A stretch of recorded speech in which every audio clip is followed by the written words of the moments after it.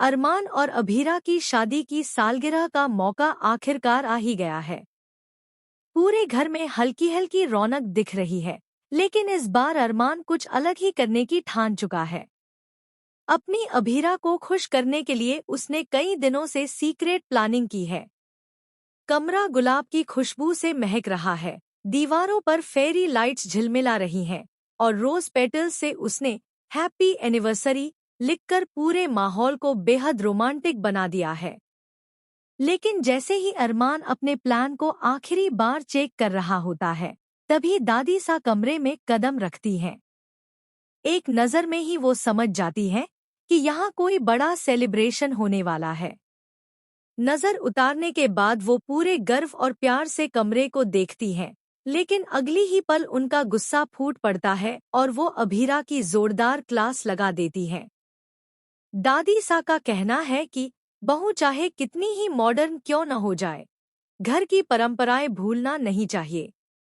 अभीरा समझाने की कोशिश करती है कि वो अभी तैयार भी नहीं हुई थी और उसे पता ही नहीं था कि दादी सा अंदर आ जाएंगी, पर दादी सा सुनने के मूड में नहीं। पूरे घर में ये बात फैल जाती है कि अभीरा फिर से दादी सा की नजरों में चढ़ गई है।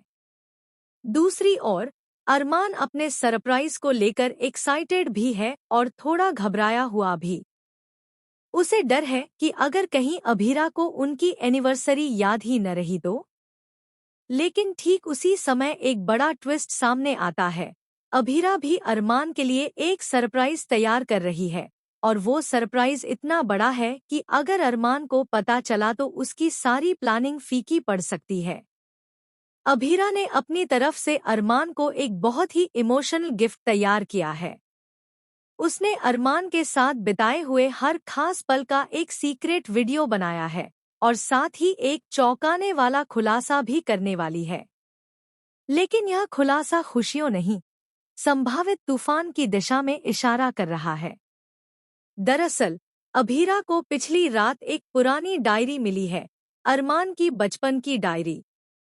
इस डायरी में एक ऐसा राज लिखा है जो पोदार हाउस की पूरी नींव हिला सकता है। डायरी पढ़कर अभीरा के होश उड़ गए, लेकिन उसने निश्चय किया है कि यह सच वह अरमान को उसी रात बताएगी, उसी रात, उनकी एनिवर्सरी पर।